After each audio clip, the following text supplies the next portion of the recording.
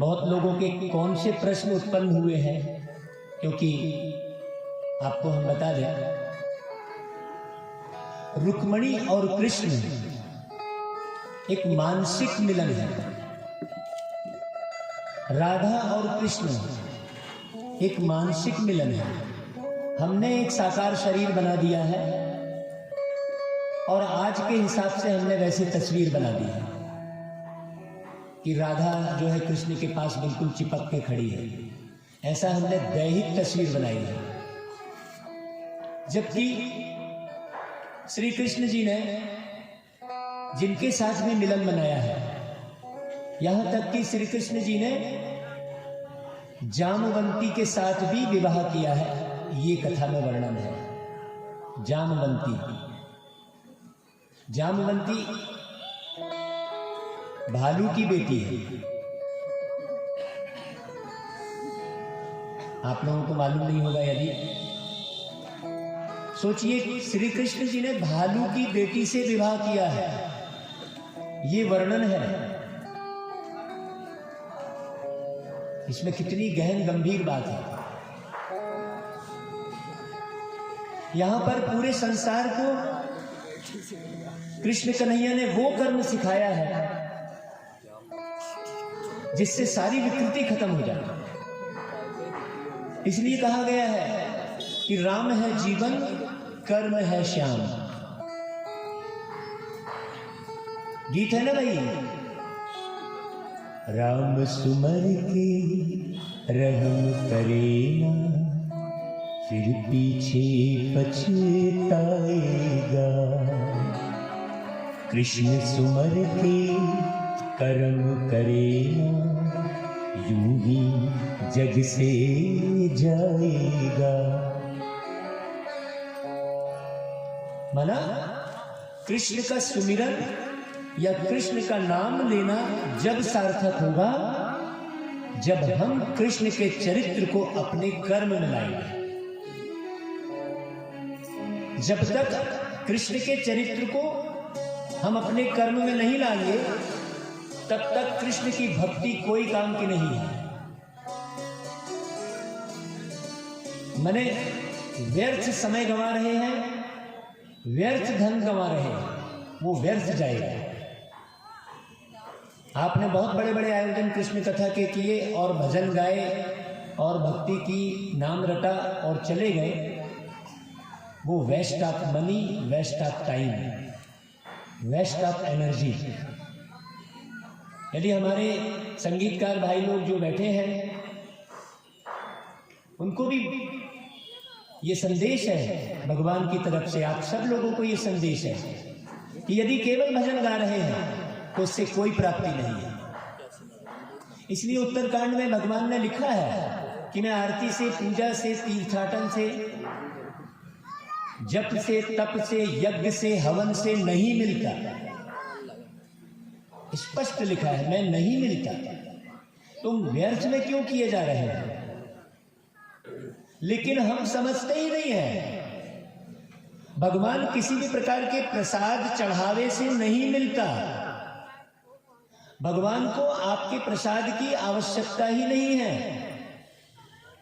अभी आज सुनिए बहुत अच्छे से कि भगवान ने क्या कहा और हमने क्या समझा। भगवान ने कहा अपने मन के अंदर के अवसाद निकाल दो। मन में जितने भी अवसाद है वो निकाल दो। लेकिन हम क्या करने लगे? मन के अवसाद तो बरकरार रखें और प्रसाद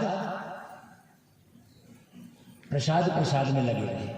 और उसमें भी कंपटीशन हो गया कि फलाने सेठ ने 1.25 लाख लड्डू का चढ़ावा दिया है, उनके लिए तालियां बजाइए, धन्यवाद दीजिए। ऐसा लोग करने लगे। वो प्रसाद चढ़ाने में भी कंपटीशन हो गया। गई भक्ति, सारी बुद्धि किधर लग गई? वो चढ़ाने वाले में और कितना चढ़ाया है उसमें। भगवान की तरफ तो बुद्धि लगी ही नहीं। जबकि भगवान क्या कह रहे हैं कि मैं तुम्हारे प्रसाद को ग्रहण ही नहीं करता, कभी नहीं करता। आरती में रोज गा रहे हैं। कौन कहता है भगवान खाते नहीं, बेर शबरी के जैसे खिलाते नहीं। तो बेर शबरी के जैसे खिलाते नहीं, बेर किस बात का प्रतीक है? खट्टे होते हैं बेर, बेर में कांटे होते हैं। शबरी ने क्या किया? अपने खट्टेपन को छोड़ा, अपने अंदर जो कांटे हमने बना के रखे हैं उसको छोड़ा, वो प्रसाद खाया श्री रामचंद्र जी। अभी एक बात और सुनना, शबरी ने झूठे बेर खिलाए। पहले टेस्ट कर रही थी फिर खिलाए। हमने कहा था कि हम ये रोज अच्युतम केशवम गाते हैं, उसकी बड़ी गहराई है। हम ऐसे नहीं कि आरती गा रहे हैं कोई कृष्ण कन्हैया को ऐसा स्वरूप बनाकर, वैसा कोई आरती हमने गा ही नहीं रहे हैं, उसका बड़ा गहरा रहस्य है। आप देखो, भगवान को जब भोग लगाते हो वो भगवान के पास तक पहुंचता ही नहीं है। कैसे पहुंचेगा भगवान के पास, आपको बताता हूं मैं कैसे लगाता हूं भगवान को भोग। क्योंकि जब भी आप खा रहे हैं उसका ही खा रहे हैं। चाहे आप सुबह चाय पी रहे हैं, ब्रेड खा रहे हैं, नाश्ता कर रहे हैं, फल खा रहे हैं, दोपहर में अनाज ले रहे हैं, शाम को डिनर ले रहे हैं, आप जो भी खा रहे हैं, जब भी खा रहे हैं, किसका खा रहे हैं? तो जब भी खा रहे हैं तब भी आप भोग लगा रहे हैं। कहां से भोग लगा रहे हैं? बेर शबरी के जैसे खिलाते नहीं।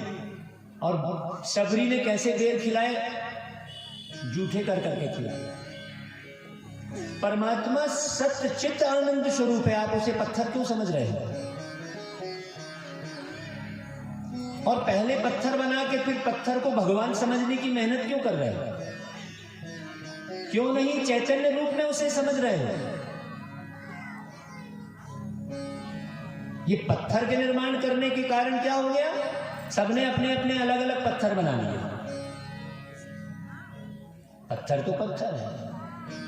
अब वो पत्थर हमारी बुद्धि में, हमारे भेजे में इतना घुसा कि हम अंगुली में भी पत्थर पहन के अपनी किस्मत को बदलने का प्रयास करने लगे। कभी पुखराज, कभी नीलम, कभी मोती, कभी फलाना, कभी ढिकाना। मैं ज्योतिषी हूं, देखो हाथ में एक भी पत्थर नहीं है। प्राय ज्योतिषी कहेंगे भाई आप ऐसा करो, सोने में पहली उंगली में पुखराज पहन लो तो आप धनवान हो जाएंगे। अब पुखराज एक पत्थर है, वो कोई चैतन्य में नहीं है जो आपको धनवान बना देगा। लेकिन हो क्या रहा है देखिए, वो फायदा कैसे कर रहा है? वो पत्थर फायदा नहीं कर रहा है। ये सिस्टम देखिएगा दुनिया का किस प्रकार से चल रहा है, बहुत अच्छे से समझिएगा। वो पत्थर फायदा नहीं कर रहा है। जब आपने उसको पहन लिया उसके बाद आपके विचार बदल गए कि हाँ अब मेरा ठीक हो जाएगा, आपके विचार बदल गए। अब आप पत्थर के द्वारा विचार बदलेंगे तो कितनी देर तक विचार बदले रहेंगे? पत्थर तो पत्थर है। लेकिन चैतन्य के साथ जुड़कर यदि आप विचार बदलेंगे तो वो परमानेंट रहेगा। बोले महाराज आपने जब पत्थर दे दिया था ना, वो सोने में मैं पहना था, कुछ दिन तो लाभ मिला, लेकिन उसके बाद लाभ नहीं मिल रहा है, अभी क्या बात है? तो फिर महाराज ने एक नई पॉइंट निकाली। वो क्या हो रहा है, वो पत्थर नीचे से घिस गया होगा ना, वो टच नहीं हो रहा होगा आपके शरीर में, इसलिए ऐसा हो रहा है। देख घुमाया तरीके से, और वो पत्थर की भी दुकान खुल गई बढ़िया, और उसने सारे ज्योतिषी लोगों से कांटेक्ट कर लिया। हम आपको मोबाइल पर सुना देंगे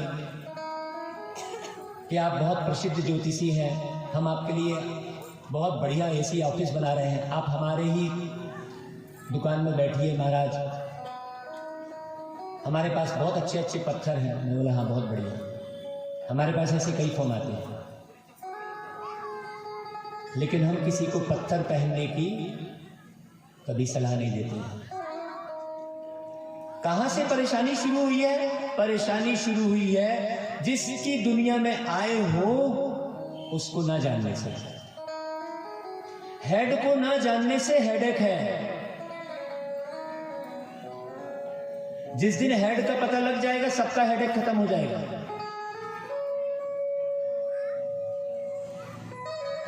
उस रत्न को पहचानना है, वो रत्न है। मैंने अष्टरत्न की बात बताई थी कि 8 लोग ही, वो परमात्मा जब धरती पर आता है तो करोड़ों को ज्ञान सुनाता है। इसलिए 33 करोड़ देवी देवताओं का गायन है। 33 करोड़। उसमें भी अलग अलग किस्म के देवी देवता होते हैं, आपने देखा होगा। देवी देवताओं की भी अलग अलग कहानी है। वो 33 करोड़ देवी देवता कौन? यही जो भगवान का ज्ञान सुन रहे हैं। लेकिन उन 33 करोड़ देवी देवताओं में केवल 8 ही हैं। इसीलिए 9 रत्न की अंगूठी पहनते हैं। वो अष्टरत्न कौन? जो कई करोड़ में भगवान को अच्छी रीति पहचानते हैं, इस भगवान के द्वारा बनाए हुए इस चित्र को अच्छी रीति समझते हैं। वो ये नहीं समझते कि ये संस्था है, कि ये फलानी बहन का सेवा केंद्र है, कि वो महारथी है, कि वो संत, ये नहीं समझते। वो सीधे भगवान से जुड़ते हैं। जैसे आप स्कूल में पढ़ाई पढ़ के आप कहां से जुड़ते हैं? शिक्षक से जुड़े बैठे रहते हैं क्या, कि प्रिंसिपल से जुड़े बैठे रहते हैं? जब आप स्कूल में पढ़ाई पढ़ते हैं तो किससे जुड़ते हैं? पढ़ाई से जुड़ते हैं। और जिस लक्ष्य को लेकर पढ़ाई पढ़ते हैं उस लक्ष्य से जुड़ते हैं। जैसे इंजीनियरिंग कॉलेज में आप पढ़ाई पढ़ेंगे तो आप कहां से जुड़े रहेंगे? आपकी मानसिकता कहां से जुड़ी रहेगी? वो इंजीनियर बनने में जुड़ी रहेगी। मेडिकल कॉलेज में पढ़ाई पढ़ेंगे तो आपकी मानसिकता कहां से जुड़ी रहेगी? वो लक्ष्य डॉक्टर का दिखाई देता रहेगा। ऐसे ही भगवान भी आकर शिक्षक बनकर हमें पढ़ाता है। तो हमारा संबंध उस परमात्मा से होना चाहिए। लेकिन भूल क्या हो जाती है? भूल ये हो जाती है कि परमात्मा की वाणी चलाने वाले से हमारा संबंध बन जाता है। इसलिए हम क्या करते हैं कि जो वाणी चला रहा है वो भी विषय विकार से ही पैदा हुआ है। इस सृष्टि पर जो भी पैदा हुए हैं अभी कलियुगी सृष्टि में, वो कोई गौकर्ण की तरह फल से तो प्राप्त पैदा हुए नहीं है। जो पहले दिन की कथा सुनाई गौकर्ण, तो विषय विकार से पैदा हुए हैं। तो चाहे वो कितना भी अच्छा ज्ञान सुना रहा हो, कितना भी अच्छा ऋषि मुनि हो, संत हो, वो तो विषय विकार से पैदा हुआ है। इसलिए कहीं ना कहीं कोई ना कोई भूल कर ही देगा। तो हम क्या करते हैं कि जिस संत ऋषि मुनि ने जो वाणी चलाई है उसको भूल कर हम उसके चरित्र पर आ जाते हैं। और यदि वो किसी चरित्र हनन के अपराध में जेल चला गया या पकड़ा गया तो हम क्या करते हैं? सारे लोग मिलकर उसकी खिल्ली उड़ाते हैं। वो सब भूल जाते हैं जो उसके माध्यम से बहुत बढ़िया ईश्वरी वाणी सुनी थी, उसको भूल जाते हैं। इसलिए कहा जाता है अपराध से घृणा करो, अपराधी से नहीं। तो हम क्या करते हैं? उस संत ऋषि मुनि की अवहेलना करना शुरू कर देते हैं।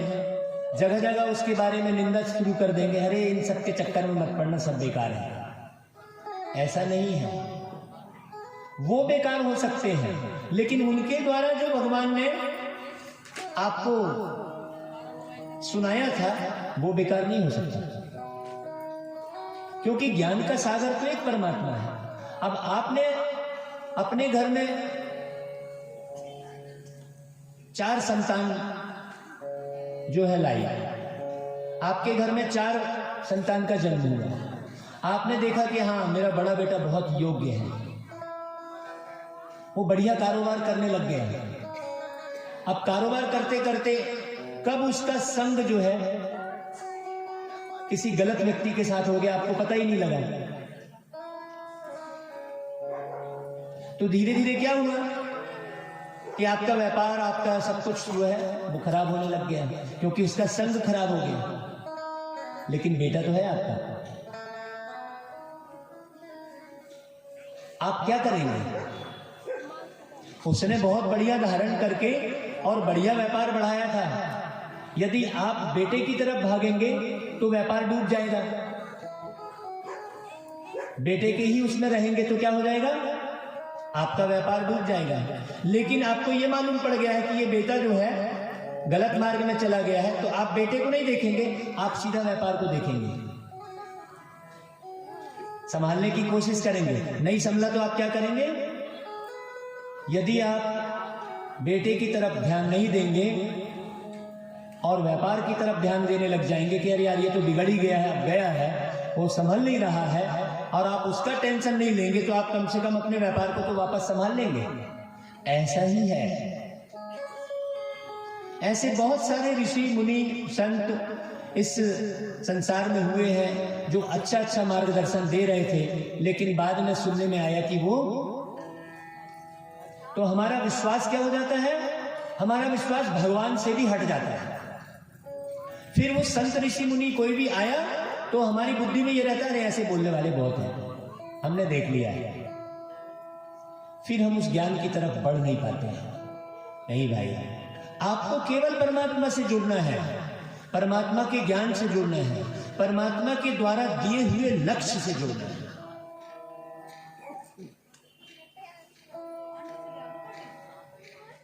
ये रुक्मिणी और कृष्ण जी की कथा में यही वर्णन है। चाहे कुछ भी हो जाए, रुक्मिणी किनके साथ जुड़ी हुई है परमानेंट? कृष्ण जी के साथ उसका मानसिक मिलन है।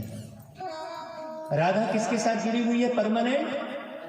कृष्ण जी के साथ जुड़ी है राधा। उसे मिलने नहीं मिल रहा है, कोई बात नहीं है, लेकिन जुड़ी हुई है। तो कृष्ण कन्हैया देखते हैं कि ये रुक्मिणी जो है सदा मेरे ख्याल में है, और उसके जो भाई है शिशुपाल है, वो उसको तंग कर रहा है, दूसरे के साथ शादी करने चाह रहा है, लेकिन फिर भी रुक्मिणी किसके साथ जुड़ी हुई है? कृष्ण कन्हैया के साथ। और वो कृष्ण कन्हैया से प्रश्न करती है लगातार, कहती है कि तुम क्यों नहीं आ रहे हो मुझे लेने? एक प्रश्न। दूसरा प्रश्न कर रही है कि मेरे में ऐसी क्या गलती हो गई जो तुम मुझे नहीं मिल रहे हो? तीसरा प्रश्न करती है कि अगर, हे कृष्ण, अगर तुम समय पर मुझे लेने नहीं आए तो मैं अपना जीवन ही समाप्त कर दूंगी। देखिए, तड़फ इतनी, जिसके अंदर भगवान से मिलने की तड़फ होगी वो जरूर एक एक चीज को जानना चाहेगा। जिसको भगवान से मिलने की तड़फ होगी, क्योंकि भगवान ज्ञान का सागर है। इसलिए हे प्रभु आनंददाता ज्ञान हमको दीजिए कहते हैं, सबके सब बोलते हैं। आपको यदि संसार से मिलना है, संसार को देखना है, किसी को भी देखना है, यदि किसी के भी बारे में आपको यदि जानना है, मैं आपको बहुत अच्छी विधि बता रहा हूं, आप करके देख लीजिएगा। किसी के भी बारे में आपको जानना है, किसी को भी समझना है, मैं आपको प्रैक्टिकल बात जो मेरे साथ हुई है वो भी मैं बताऊंगा आपको। आपको क्या करना है? सीधे आपको भगवान के पास जाकर मिलना है और कहीं नहीं जाना है। क्यों? क्योंकि जाने अनजाने हरेक आत्मा किससे जुड़ी है? परमात्मा से जुड़ी है। तो हरेक आत्मा की हिस्ट्री किसके पास है? परमात्मा के पास है। इसलिए ऐसे परमात्मा को तो जानना बहुत जरूरी है। हम अब इसका उदाहरण देते हैं प्रैक्टिकल। हमारे साथ हमारी धर्म पत्नी रागिनी भी हर जगह जाती है, इसलिए उसे बहुत अच्छे अनुभव हो चुके हैं कि हाँ ये तो बहुत बढ़िया बढ़िया अनुभव है।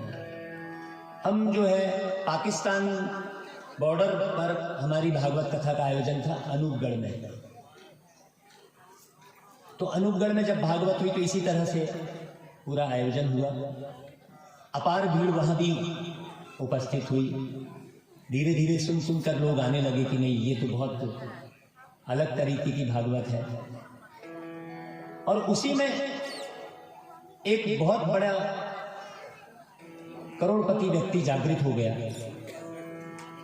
अब हम तो जो है कहीं भी जाते हैं भागवत करने तो रिटर्न की टिकट नहीं कटाते। इसलिए नहीं कटाते क्योंकि हमको मालूम है कि वो ईश्वर हमसे ऐसी सेवा करा रहा है जो रिटर्न की टिकट का कोई गुंजाइश नहीं है। तो वैसा ही अनूपगढ़ में भी हुआ। वो भाई इतना जागृत हुआ, बोले महाराज आप हमारे गांव में भी करिए। अब तुरंत जो भागवत हो रही थी उसी दौरान उसने कार्ड भी छपवा लिए, आगामी डेट के बैनर पोस्टर सब होर्डिंग सब लगवा लिए, बहुत अच्छी व्यवस्था कर दी। दूसरे शहर में उस तारीख को पहुंचे जिस तारीख को शुरू होना था। तो भागवत शुरू होने के पहले वो भाई जो है अपने घर ले गया, बोले महाराज थोड़ा हमारे घर चलिए, हमारे घर में सब बहुत परेशान हैं, किसी की जो है मन में सुख शांति नहीं है, आप थोड़ा चल के देखिए। उनका थोड़ा 2-3 बेटे थे, काफी बड़ा परिवार था। तो उनके हम घर पे गए, बोले हमको क्यों परेशानी हमारी समझ में नहीं आ रहा है, हो सकता है ये भागवत कराने पर हमारी परेशानी सारी दूर हो जाए। तो हम उनके घर में गए, हमने सबको देखा, फिर हमने कहा कि ठीक है हम आपको कल बताते हैं, क्योंकि हम कुछ नहीं जानते। मैं आपको बता रहा हूं, आप जो सोच रहे होंगे कि मैं बहुत बड़ा ये हूं, मैं कुछ नहीं हूं, मैं कुछ भी नहीं जानता। यहाँ जो भी वाणी चल रही है उसमें मेरी बुद्धि का कोई लेना देना नहीं है। मैं सवेरे बस इतनी ही करता हूं कि रात को 10 बजे के पहले सोने का पूरा पूरा पुरुषार्थ करता हूं, क्योंकि 10 बजे के बाद वातावरण पूरी तरह से खराब हो जाता है। आप लोग बहुत अच्छे से समझ लीजिए, 10 बजे के बाद आसुरी वृत्ति का प्रकोप बढ़ जाता है। यदि आप 10 बजे के बाद जगेंगे तो आपकी चेतनता आसुरी वृत्ति के साथ जुड़ जाएगी। ये अच्छी से नोट कर लीजिए, ये पूरे जीवन भर की आजमाई हुई बात आपको ट्रांसफर कर रहा हूं। तो रात के 10 के बाद बस, और सुबह 4 के पहले उठ जाए। मैं बस इतना ही करता हूं।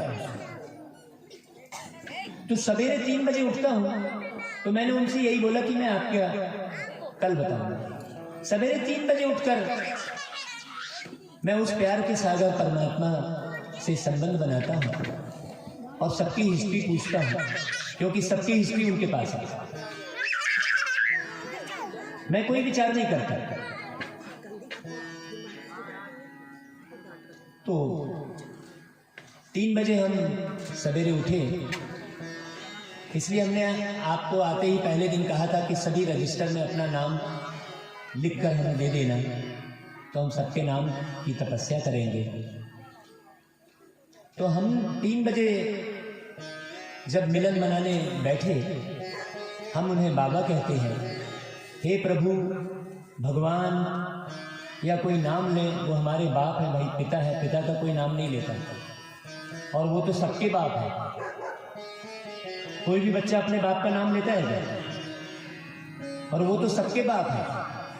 तो हमने उनसे संबंध बनाया बाबा। बाबा बच्चे को भी कहते हैं बाबा, बूढ़े को भी कहते हैं। तो बाबा कहा तो हमारा बचपन से लेके बूढ़े तक का संबंध बन गया।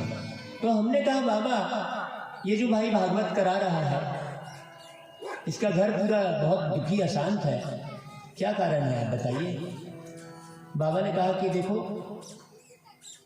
सेवा अर्थ हमने उसको चुन लिया है, क्योंकि हमें बहुत सारे लोगों का कल्याण करना है। बहुत अच्छे से समझिएगा बात को। बाकी आपको उसको कुछ नहीं बताना है, ना उसकी कोई सेवा करनी है आपको पर्सनल। मैं बोला क्यों बाबा? बोले वो डुप्लीकेट दवाइयां बेच बेच के धन कमाया है। बहुत अच्छे से सुनिएगा, मुझे तो मालूम ही नहीं था वो क्या कर रहा है क्या नहीं कर रहा है। डुप्लीकेट दवाइयां बेचकर पूरे धन कमा रहा है और उस धन से वो अपने परिवार को चला रहा है, तो उसका परिवार कभी सुखी नहीं रह सकता। अब दूसरे दिन वो मिलने आए, बोले महाराज जी आपने देखा क्या मेरे बारे में? मैं बोला मैंने आपके बारे में कुछ नहीं देखा और देखना भी नहीं है, मना ही है। मैंने आसपास के लोगों से जानकारी चाहिए। बोले महाराज आप एकदम सही जाने हैं, ये डुप्लीकेट दवाई बेचने के चक्कर में जेल भी जा चुका है। अभी देखिए हम व्यक्ति क्या करते हैं, सब जगह यही प्रथा है, आपकी कमाई जमा करो और उसको भक्ति में लगाओ, भंडारा करो तो वो सफल हो जाएगा। ऐसा बिल्कुल नहीं है। ये रुक्मणी और कृष्ण की कथा ये बहुत मार्मिक है, इसमें बड़ी गहरी समझ की बात है। कृष्ण को ग्वाला कहते हैं और रुक्मणी के परिवार वाले क्या बोल रहे थे कि तेरी शादी तो हम बहुत बड़े धनवान से करेंगे, तू उस ग्वाले पर काहे बुद्धि लगा रखी है, जिसका कोई ठिकाना नहीं है, गौवे चराने वाला। ऐसे गौवे चराने वाले ग्वाले से हम तेरी शादी नहीं करेंगे।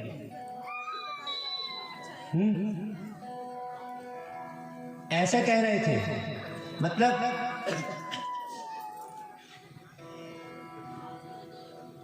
रुक्मणी के जो परिवार वाले थे, देखिए रुक्मणी कृष्ण जी के साथ विवाह कर रही है, लेकिन रुक्मणी के परिवार वाले आसुरी वृत्ति के थे, राक्षसी प्रवृत्ति के थे। अभी आप लोग सोचते हैं, कई बार एक प्रश्न उठता है और मुझसे लोग करते भी हैं, यहां पर कथा में बताया भी गया है बकायदा कि आसुरी वृत्ति से व्यक्ति धनवान तो बन सकता है। आसुरी वृत्ति मतलब किसी का छीन लेना, खा लेना, है ना भाई? जैसे डुप्लीकेट दवाई बेच रहा है वो बताया है। गफलत करके खूब धनवान बना जा सकता है, लेकिन सुख शांति प्राप्त नहीं की जा सकती, स्वास्थ्य प्राप्त नहीं किया जा सकता। वो धन आपका कहीं हॉस्पिटल में, पुलिस थाने में, कोर्ट कचहरी में खत्म हो जाएगा, क्या फायदा हुआ? ऐसे ही रुक्मणी आसुरी वृत्ति वाले व्यक्ति से शादी नहीं करना चाह रही थी। उसे पता था कि धनवान तो है लेकिन वृत्ति सही नहीं है, आसुरी वृत्ति। वृत्ति का मतलब क्या हुआ? बहुत अच्छे से समझिएगा। आप बाहर से बहुत अच्छे हैं, आपकी दृष्टि भी खराब नहीं हो रही है,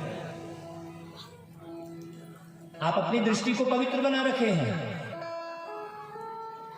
और बाहर से बहुत अच्छे हैं, खूब अच्छा व्यवहार कर रहे हैं, लेकिन अंदर की वृत्ति, वृत्ति शब्द कहां से बन रहा है? वृत्ति शब्द बनता है वृत्त से, वृत्त यानी चक्र। आसुरी वृत्ति कहा जाता है और देवी प्रवृत्ति कहा जाता है, बहुत अच्छे से समझिएगा। कृष्ण कन्हैया देवी प्रवृत्ति के हैं और रुक्मणी आसुरी प्रवृत्ति के घर में जन्म ली है। लेकिन कई लोग कहते हैं कि मैं भी आगे बढ़ना चाहता हूं, लेकिन मेरे घर परिवार के सदस्य सब शराब पीते हैं, क्या करूं, बहुत डिस्टरबेंस होता है, मैं कैसे चल सकूं? यहां पर रुक्मणी का पूरा उदाहरण है। बहुत लोगों के मन में ही आता है कि क्या करें महाराज, मेरे पति मेरे को आने नहीं देते हैं,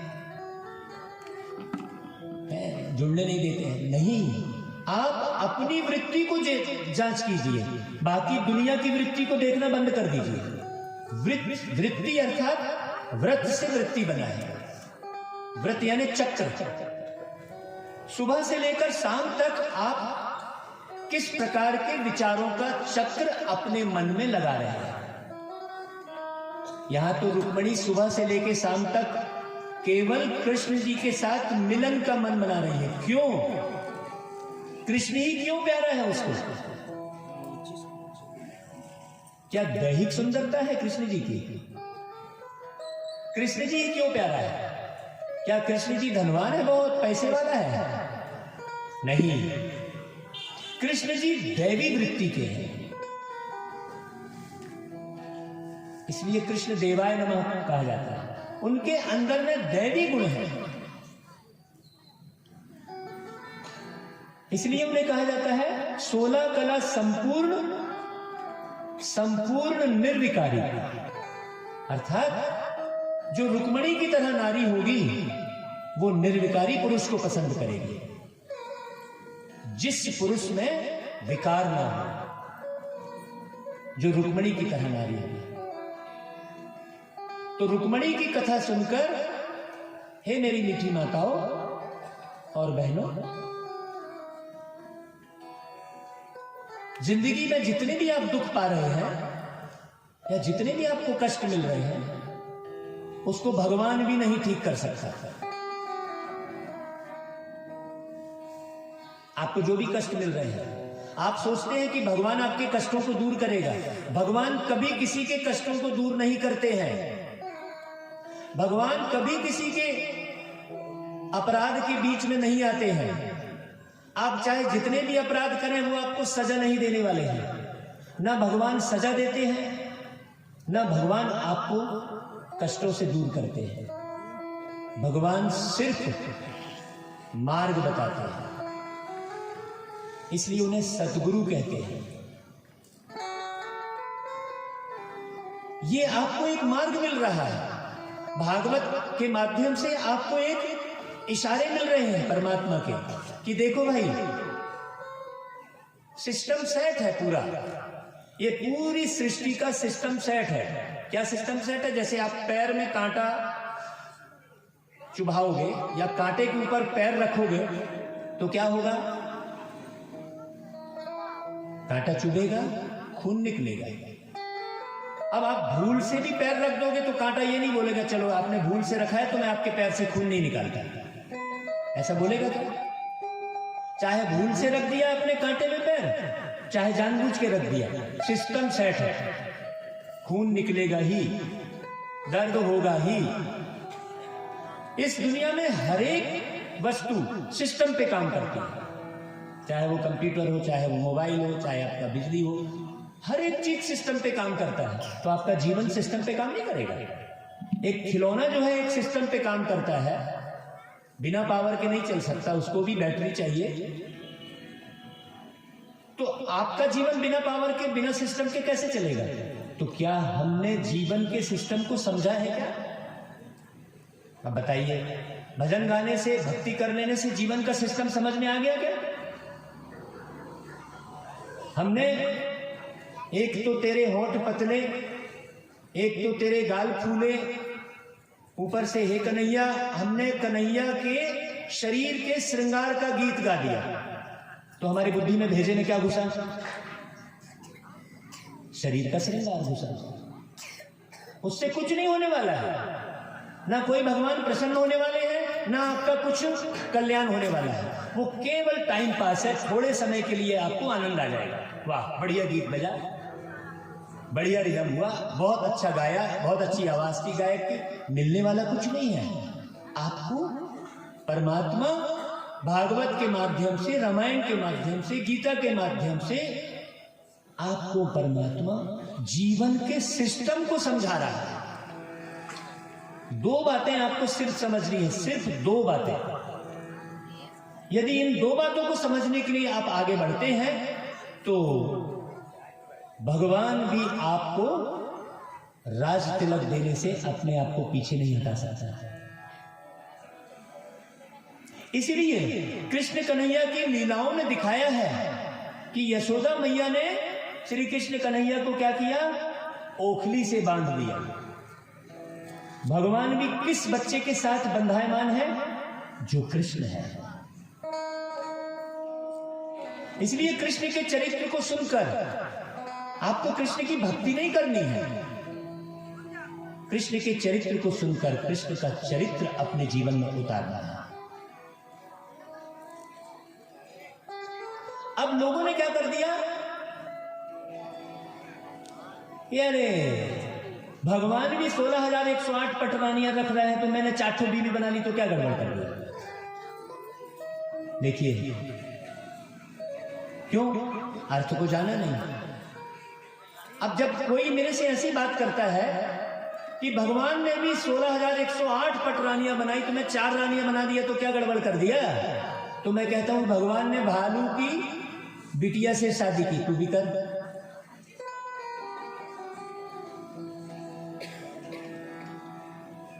पढ़ा तो हो भाई है?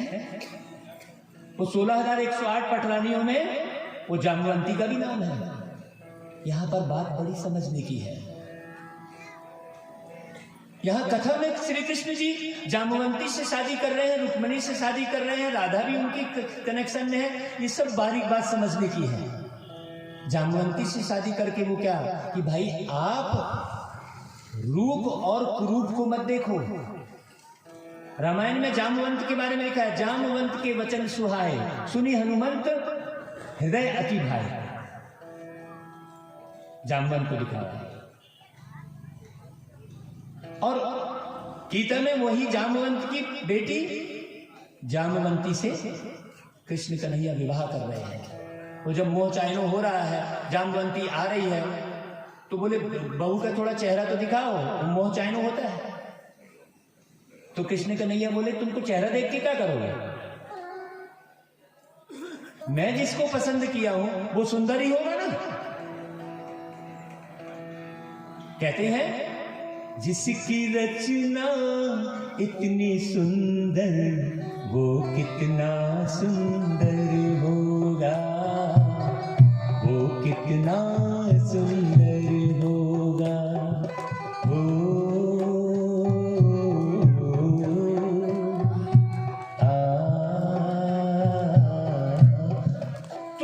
जामवंती से विवाह ये प्रसंग में है। ऐसा कोई कृष्ण जी कोई व्यक्ति ऐसा भालू की बिटिया से शादी करेगा, ऐसा हो सकता है क्या? यहां पर बात है कि तुम रूप और कुरूपता के चक्कर में मत पड़ो। जामवंत के वचन इतने ऊंचे, जिसने पूरे रावण को मारने तक के लिए सारी विधि बताई थी, तो वो गुणवान था। तो रूप और कुरूप के चक्कर में मत पड़ो, गुणों को देखो। लेकिन हम क्या कर रहे हैं? आज हर जगह यही प्रॉब्लम हो रही है। बहुत सुंदरता के पीछे सब भाग रहे हैं। जोड़ी किस प्रकार से देख रहे हैं? चेहरे की सुंदरता की जोड़ी देख रहे हैं। वाह, दूल्हा दुल्हन की जोड़ी बड़ी फब रही है। काहे से फब रही है? और बाद में उनकी एक भी नहीं पट रही है। क्यों? क्योंकि वो धुंधली की तरह आ गई। पहली कथा, वो धुंधली की तरह केवल अपने श्रृंगार में लगी हुई है। उसको परिवार से, पति की आज्ञा से कोई मतलब नहीं है। वो केवल श्रृंगार में लगी है। क्यों? क्योंकि वो बहुत खूबसूरत है। उसको पूरे समय क्या दिख रहा है? अपनी चमड़ी ही दिख रही है। बड़ी बारीक समझने की बात है। तो कृष्ण जी की कथाओं में एक से एक वर्णन है। देखिए, एक वर्णन आता है कि भाई कृष्ण जी जो है, गोपियां जब नहा रही थी तो कृष्ण जी क्या कर लिए? उनके वस्त्र उठा के भाग गए। तो बड़ी बारीक बात यहां पर समझने की है। अब लोगों में क्या भ्रांति फैल गई कि भगवान ने भी तो गोपियों के वस्त्र उठा के भाग गए थे जब वो नहा रही थी, तो हम भी किसी का वस्त्र हरण कर लिए तो क्या गड़बड़ हुआ? जब भगवान ने ऐसा किया है, सोचने की बात है। यहां पर उसका अर्थ क्या है कि इस भवसागर में आप पूरे समय शरीर के भान में, शरीर रूपी वस्त्र के भान में हो। शरीर रूपी वस्त्र आपने ओढ़ा हुआ है ना भाई। जब ये शरीर रूपी वस्त्र आप छोड़ देते हो तो इस वस्त्र को जला दिया जाता है उसमें। क्यों? क्योंकि उस वस्त्र से बदबू आने लग जाएगी।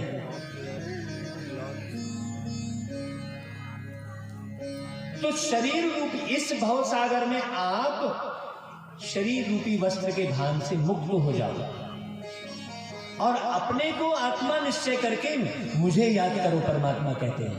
ये विधि सिखाते हैं प्यारे पिता परमात्मा। आप कहीं भी बैठकर भगवान को याद कर सकते हो, उसमें आपको कुछ भी करने की आवश्यकता नहीं है। आप कहीं भी बैठकर अपने को आत्मा समझ के, भ्रुकुटी के बीच बैठे सितारे समझ के और कनेक्शन जोड़ सकते हो।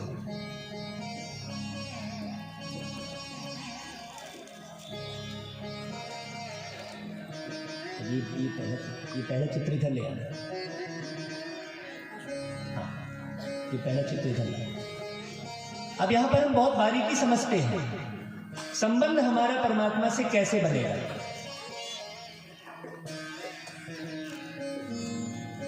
एक एक बात बहुत अच्छे से समझिएगा।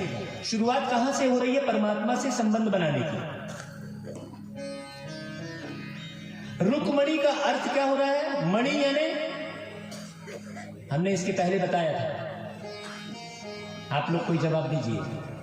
मणि यानी आत्मा, मणि यानी मन। रुकमणि अर्थात जिसका मन स्थिर है, चलायमान नहीं,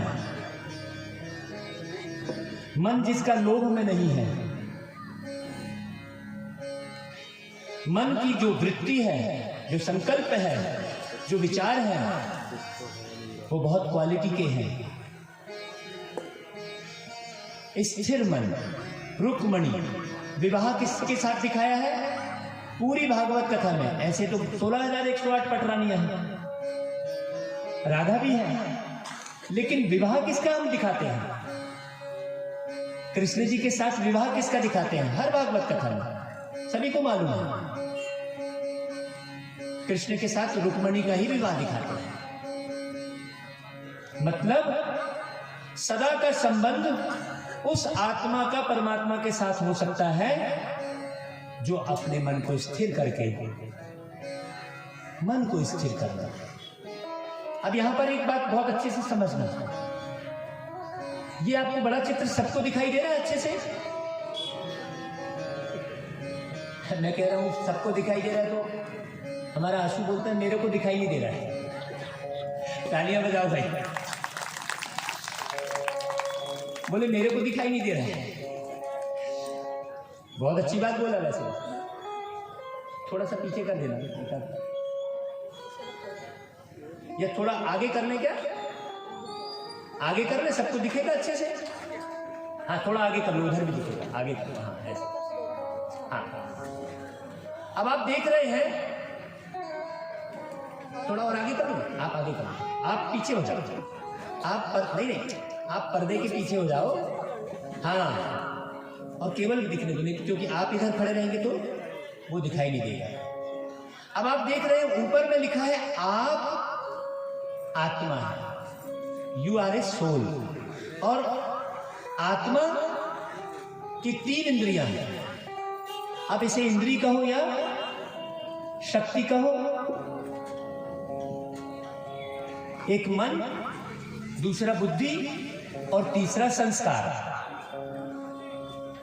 ये 3 चीजें ही आपके साथ जाती हैं, यही आपका परिवार है। आप लोग कहते हैं ना, प्राय सारी दुनिया में एक बात प्रचलित है कि खाली हाथ आए थे, खाली हाथ जाना है। ये पूरा गलत है। ना तो आप खाली हाथ आए थे, ना खाली हाथ जाएंगे। यदि खाली हाथ जाएंगे तो जन्म कैसे होगा? आपने जो जन्म लिया है वो यही सिद्ध करता है कि आप खाली हाथ नहीं आए हैं। आपका जो जन्म हुआ, किसी का करोड़पति घर में हुआ, किसी का कंगाल के घर में हुआ, किसी का शराबी के घर में हुआ, तो जो साथ लेकर गए थे उसी अनुसार आप फिर वापस जन्म लेते हैं। तो क्या साथ लेकर जाते हैं? खाली हाथ आए, खाली हाथ जाना ये गलत है। आप साथ लेकर जाते हैं। आपका जो ये परिवार है, सच्चा परिवार है आपका। ये आपका परिवार आपके साथ जाता है। कौन सा परिवार? एक मन आपके साथ जाता है। किसी भी मृत शरीर में मन है क्या? एक बुद्धि आपके साथ जाती है और तीसरा संस्कार आपके साथ जाता है। यदि एक मनुष्य लगातार शराब पी रहा है तो यदि आज प्रोजेक्टर की व्यवस्था हो जाए तो वो वीडियो भी दिखा दूं।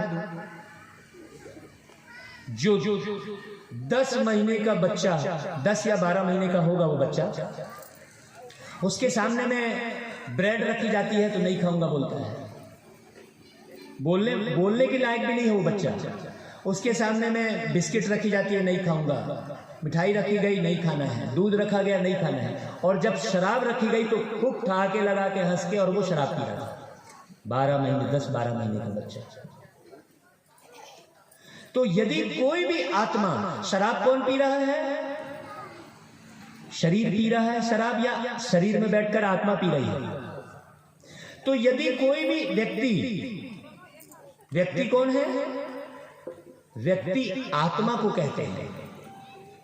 जब आत्मा शरीर में प्रवेश करती है और अपने भावों को व्यक्त करती है तो व्यक्ति कहलाती है।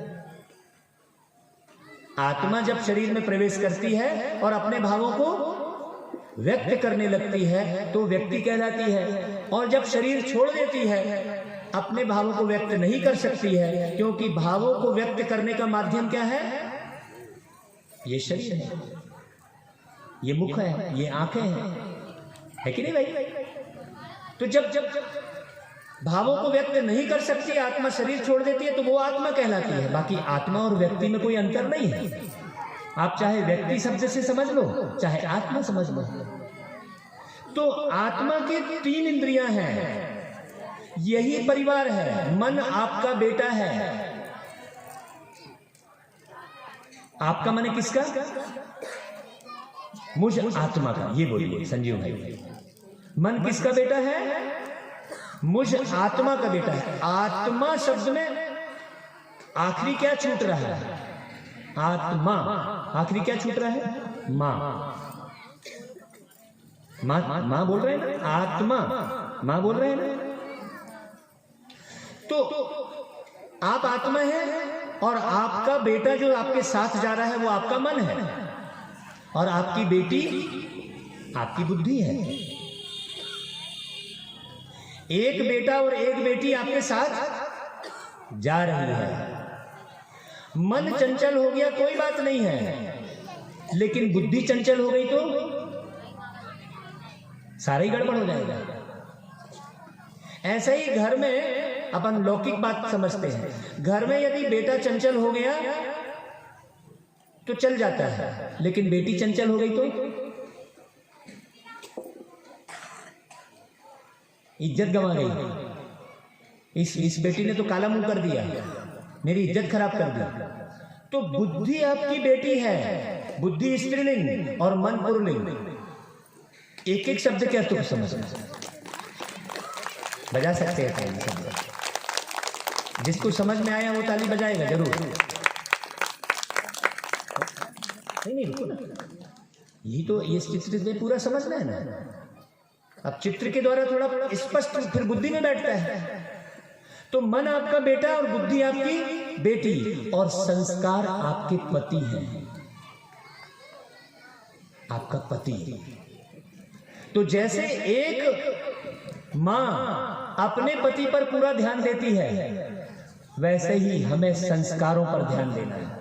क्योंकि यदि शराब पीने के संस्कार हैं तो फिर से जन्म लोगे तो फिर शराब पिएगा।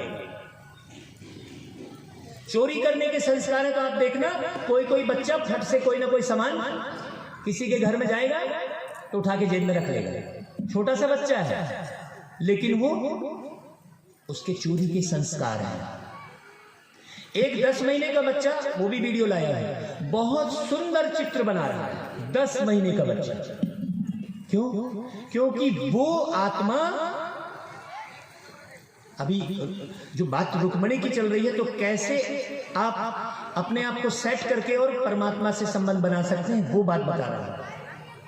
तो वो जो चित्र बना रहा है 10 महीने का बच्चा, बड़ा अद्भुत, आप YouTube पर डाल के भी देख सकते हैं, वो YouTube पर भी आया होगा।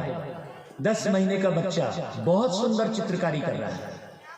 नहीं तो 10 महीने का बच्चा पेन पकड़ाओगे तो क्या करेगा पूरा, लेकिन वो बहुत सुंदर चित्र बना रहा है। आज यदि प्रोजेक्टर की व्यवस्था शाम को हो जाए तो बहुत अच्छे से हम समझें उस बात को, प्रैक्टिकल में आप देख लें। तो वो चित्र कब सीखा? वो बनाने के लिए। इसके पहले जो संस्कार है, तो सबसे श्रेष्ठ संस्कार किसके हैं इस दुनिया में? सबसे श्रेष्ठ संस्कार तो परमात्मा के हैं। वो ज्ञान के सागर है, वो शांति के सागर है, वो आनंद के सागर है। तो अब आप इस चित्र में समझ गए होंगे कि आत्मा ऊपर में एक बिंदी लगी है। आप लोग इतना पीछे क्यों चले गए? ये ऊपर में बिंदी लगी है और एक तरफ हाड़ मांस का शरीर दिख रहा है, और हाड़ मांस के शरीर में आत्मा प्रवेश करती है तो कैसा शरीर बन रहा है? जैसे ही आत्मा शरीर छोड़ देती है तो वापस ये शरीर कैसा बन जाएगा? पहले आप शरीर देख रहे हैं कंकाल, वो कंकाल कब बनता है? जब आत्मा शरीर छोड़ देती है, और जब आत्मा प्रवेश करती है तो चेहरा और शरीर, चमड़ी सब, जैसे मैंने कल रक्त का उदाहरण दिया था कि रक्त का निर्माण कौन कर रहा है? आत्मा कर रही है, आप कर रहे हैं। जैसे ही आप निकलते हैं शरीर से खून पूरा खत्म हो जाता है। तो आप एक ड्राइवर की तरह हैं और नीचे एक कार बनाई गई है। नीचे देखिए एक कार बनाई गई है, आप ड्राइवर की तरह हैं और आपका शरीर गाड़ी, मोटर गाड़ी की तरह है। जैसा ड्राइवर होगा वैसी गाड़ी होगी, चलेगी। यदि 1 करोड़ की गाड़ी आपने खरीद ली और किसी ऐसे ड्राइवर को दे दी जो होशियार नहीं है, तो क्या होगा उस गाड़ी का? है? तो आपका शरीर भी खराब हो रहा है, अस्वस्थ हो रहा है। उसका मतलब यही हुआ कि आप आत्मा जो ड्राइवर है वो कहीं ना कहीं गलती कर रहे हैं। तो सुधारना किसको पड़ेगा? इलाज किसका करना पड़ेगा? यदि एक्सीडेंट हो गया, गाड़ी ध्वस्त हो गई, टूट गई, तो किसकी वजह से टूटी? वो ड्राइवर की वजह से, ड्राइवर की वजह से टूटी ना। तो ड्राइवर यदि अच्छा है तो गाड़ी भी अच्छी रन करेगी, लंबे समय तक चलेगी। और ड्राइवर अच्छा नहीं है तो शोरूम से निकाला, दूसरे दिन ही टूट जाएगी। तो वास्तव में ठीक किसको करना है? ठीक किसको करना है? अब ये चित्र पूरा हो गया, ये पूरा क्लियर समझ में आ गया आप लोगों को कि शरीर एक गाड़ी है और आप उसमें आत्मा ड्राइवर है। ठीक है, वो बदल देना है। अब वो चित्र, ये पूरा चित्र सबने देख लिया। अब देखिए, एक उदाहरण हम आपको देते हैं। आत्मा का परिवर्तन नहीं करने के कारण, आत्मवाद को नहीं बढ़ाने के कारण दुनिया में नक्सलवाद और आतंकवाद बढ़ रहा है? आत्मवाद को नहीं बढ़ाने के कारण। अब जैसे आपने सुना होगा कि बॉम्ब ब्लास्ट में याकूब मेमन को फांसी की सजा दी गई। तो बॉम्ब ब्लास्ट किसने किया? किसने किया? आत्मा ने किया ना। लेकिन सजा किसको दी गई? उसके शरीर को फांसी की सजा हो गई। आत्मा तो वही की वही है। जिसने बॉम्ब ब्लास्ट किया था वो तो जिंदा है। यदि आप सब माताएं बहनें इस आध्यात्मिक ज्ञान को, आत्मज्ञान को सब तरफ प्रसारित करना शुरू कर दें तो इस पूरी दुनिया से हत्या, बलात्कार, आतंकवाद, नक्सलवाद, जितनी भी समस्या है वो सिर्फ एक ही बात पर टिकी हुई है, वो खत्म नहीं। अब एक व्यक्ति ने दूसरे को मारा, तो किसको मारा? शरीर को नष्ट किया। आत्मा तो है, आत्मा तो है। कई ऐसे पुनर्जन्म की बात आपको सुनने मिली होगी, जो बच्चा आकर बोल रहा है कि मेरे चाचा ने ही पिछले जन्म में मेरा गला दबा के मार दिया था और खेत में मेरी लाश को डाल दिया था और मैं छोड़ के चला गया था और फिर से उसको याद आ गया। ऐसे बहुत केस होते हैं। तो बदलना किसको पड़ेगा? संस्कार किसमें अच्छे भरने पड़ेंगे? अब बताइए, आध्यात्म के द्वारा ही पूरी सृष्टि का परिवर्तन किया जा सकता है कि भजन कीर्तन से किया जा सकता है? सोचिए। अब हर एक मनुष्य आत्मा को ये ज्ञान हो जाए कि ये जो मेरे को अभी अब बहुत अच्छे से समझिएगा, अब आपको करना क्या है? अब आपको करना यही है जो रुक्मणी ने किया। रुक करके स्थिर होकर विचार करना है और अपने मन का परिवर्तन करना है, अपने बुद्धि को दिव्य बनाना है, अपने अंदर श्रेष्ठ संस्कारों का सृजन करना है। ये काम करना है। अभी मौका मिला है आपको, ये मौका मिला है आपको सुनने का, समझने का। ये समझने का मौका हर किसी को नहीं मिला है। बोला अरे बहुत है, लेकिन अब आप एक बात समझ लीजिए, ये शरीर एक टेप रिकॉर्ड के समान है। जैसे टेप रिकॉर्ड होता है ना, टेप रिकॉर्ड में प्ले करने की व्यवस्था होती है। पहले टेप रिकॉर्ड चलता था और रिकॉर्डिंग की भी व्यवस्था होती है। अब टेप रिकॉर्ड में आपने कैसेट लगाई और गंदी गंदी गालियां रिकॉर्ड कर दी और फिर उस कैसेट को आपने दूसरे टेप में लगाया, तो क्या बजेगा? भजन बजेगा क्या? आपने कैसेट में रिकॉर्डर के माध्यम से उल्टी सीधी बात रिकॉर्ड कर दी और उस कैसेट को निकालकर फिर नए टेप रिकॉर्ड में फिट किया, तो वो भजन बजाएगी क्या? वो कैसेट नहीं बजाएगी। ये आत्मा अविनाशी है। हमने अभ्यास कराया था, मैं आत्मा हूं अविनाशी हूं, अजर अमर हूं, शुद्ध पूर्ण हूं, पानी मुझे गला नहीं सकता, अग्नि मुझे जला नहीं सकती। ये सुनाया था। अभी वक्त मिला है आपको। अब आप वो चीज रिकॉर्ड करो जो आगे नया जो टेप रिकॉर्ड मिलेगा तो वही प्ले होगा।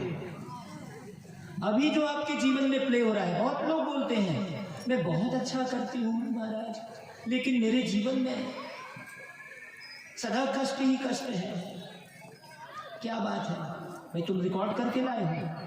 अभी हम क्या बोल देते हैं कि अरे उस भाग्य विधाता ने मेरे भाग्य में ऐसा लिख दिया। क्यों लिखेगा भाई? वो आपका दुश्मन है क्या कि आपके भाग्य में लिख देगा नाले के ऊपर आपको रहना है और दूसरे के भाग्य में लिख देगा नहीं आपको करोड़पति बनना है? ऐसा कोई भाग्य नहीं लिखता है। उसके दरवाजे पर हर एक समान है, ना कोई छोटा ना कोई बड़ा। उसके दरवाजे पर भेदभाव नहीं है। आपके कर्म।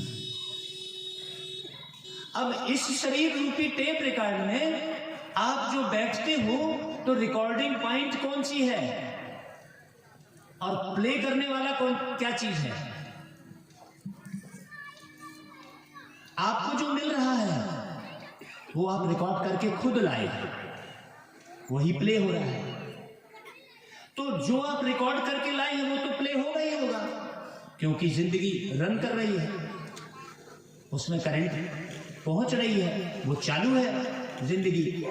तो जो आप रिकॉर्ड करके लाए हो वो तो प्ले होगा ही, वो तो आपको भोगना ही पड़ेगा। चाहे आप कितने भी भजन कर लो, कितने भी तीर्थ चले जाओ, उसमें कोई परिवर्तन नहीं आने वाला है। कई लोग मुझसे पूछते हैं कि भाई आध्यात्म मार्ग में चलने वाले भक्ति करने वाले, भगवान को पूजन करने वाले तो बहुत बीमार पड़ते हैं। वो तो हमने तो उनको सुखते रहते देखा ही नहीं। और एक जो है गलत कर्म करने वाला बड़े मजे से रह रहा है।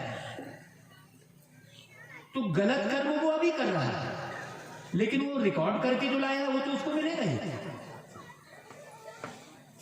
तो जो आप रिकॉर्ड करते हो, ये हर बार आपको अवसर मिलता है। ये अवसर आपको 84 बार मिलता है।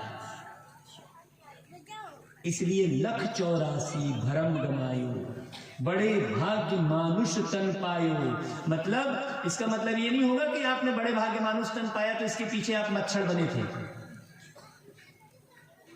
माने बड़े भाग्य मानुष तन पायो मतलब जिसने अपने मन को एक दिशा दी, वो बड़े भाग्य। ये बड़े भाग्य हैं कि आप यहां बैठे हैं। तो रिकॉर्डिंग पॉइंट कौन सी है? ये जो देख रहे हैं और ये जो सुन रहे हैं।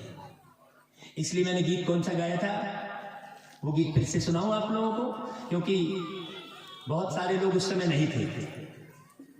आपको वो गीत फिर से सुनाता हूं।